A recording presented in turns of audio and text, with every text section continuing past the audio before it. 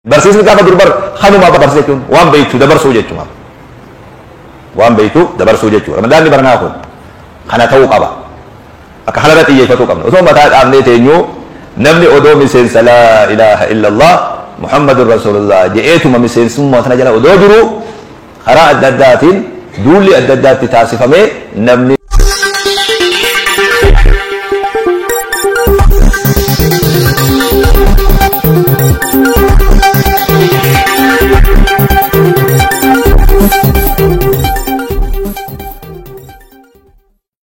Domnam warri gurguddaan biyyatti Itoophiyaa keessatti hanga guddoo namni qabu kan muummichi ministeeraa kan hooggan waraana Fiild Maarshaal Biraanuu Juulaa fa'aa isa warra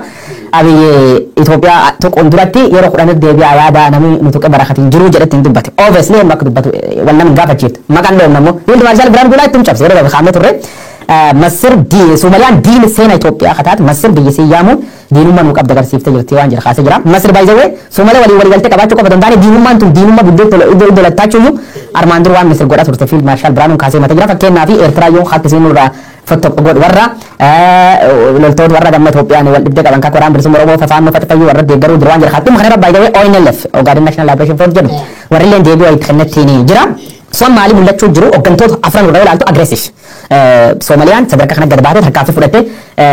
giddu galeessa aadaa Ijiptiin cuftee warra achi keessa biyya baasuun dabri immoo waliigaltee Itoophiyaa waliin gootu finalize godhuuf muratti ka'uun isii waan salphoof Somaliyaa muummichi ministeera gad ba'e abbaa feeyyamuuf naga guutuu qabni jedhee dubbachuun Fiild Maarshaal Biraanuu Juulaa Abiyyi Ahmad Masir illee gulaa xalayaa barreessuun loltoota dabalatee erguun amma immoo halee godhee loltoota Masir baay'ee harki caalmaan isii beesseen isiin ittiin dhaabbata mootummaa Ameerikaa irraa deeggarsa guddaa Ameerikaa irraa baay'ee hundi caala amma illee akkuma jajjabeessituuf Ameerikaan $1 biliyoon 1.3 darbattee fi jedhan saati pensioniin ammaa kanatti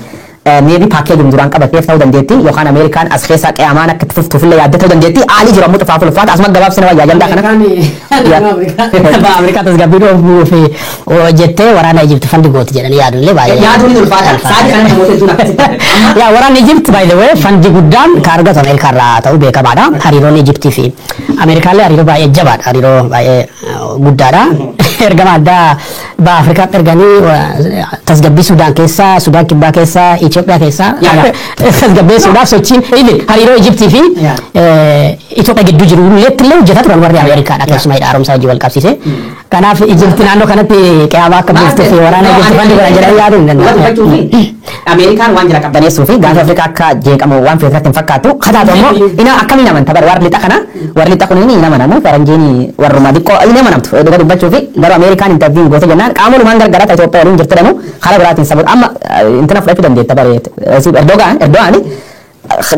gaafa waraana Itoophiyaa qabee gurgurachaa ture. Soomaliyaatti galaanee fituu qabdannaan galaana irra fuudhee teesseef gamlachuun taphatu jechuudha advanteejii fi waan laallatanii fi Ameerikaan gam tokko qabachuu baattus meebii roolii keessa qabaachuu dandeetti ajandaa kanallee abrashee. Garuu wanni tokko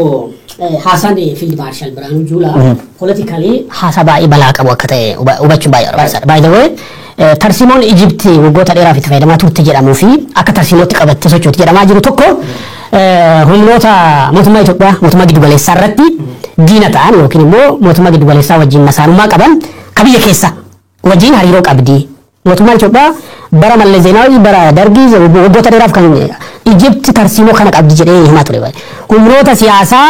mootummaa giddu galeessaa waliin atakaaroo keessa jiran diinummaa keessa jiran Ijiptiin deeggarti jedhamaa ture. Biraanuu Juulaa gadi ba'ee Ijipti ada waraana bilisummaa Oromoo deeggarti faannoon Ijiptiin deeggarama jedhee dubbachuun ija amma waan ija tarsiimoo Ijipti jenne kanaan yoo ilaallu dogoggora siyaasaa guddaadha akkasitti dubbatamu turre inni nama militarii waan ta'eef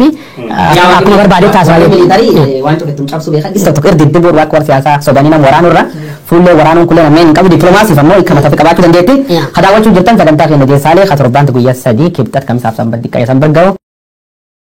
miseensi si harkaa saamamaa jira ammatti keessallee bal'isee seenuu fedhu namni ati lakkaawwachaa tuma beekta namtichi kun miseensa kiima jechuu jirta laakiin namtichi ilaalcha adda addaatii fi waan adda addaatiin xaxamee jira aduu mataa dhaabdanii isin as keessanuu makiinaan meeqa biyya sanarraa ba'ee irreecha dhaqe maal qara ee qaraatee jaarsi tokko ee qaraatee nuun jaarsi tokko qaba jaarsi dullechi tokko biyya baaleetti deema ufiifuu ziyaara deemaa qaba harawalloo kanaa dhufee halawaan bira bulee galgala darasaan kun tokko dhaabaa bulte ijoollee xixiqqoon tun ati muuda deemtaati arrii tanaan jedhanii jaarsa kun tokko dhaabate bariisaa hoggaa nuti galgala kitaaba waan qo'annee rafne jaarsi halkan sa'a 9 hoggaa beeni khayri himata godhu siree jaarsi nuti mo yero sani ren nuti feu mutan to ko rar babu guti adero sagale no ba kari jen e karate je jar e jar sala wala be ba e karate je tatajafa junubuhum anil madaji je chunda gen je e karate no je ba kara e karate dubila ba du jar sinu ba umri tidi ba wal dar sinu je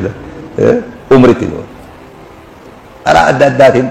nama wala kaulen kin kamu kana kalamu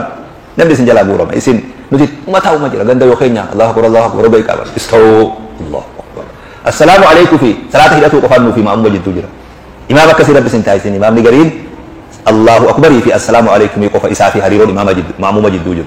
uga allahu akbar bi isalat allahu akbar uga assalamu alaykum jarris kut wa handan majid tujir hariro wa taka ala kan din baru barsizo wani ko jiddun hamana ko fajir allahu akbar fi assalamu alaykum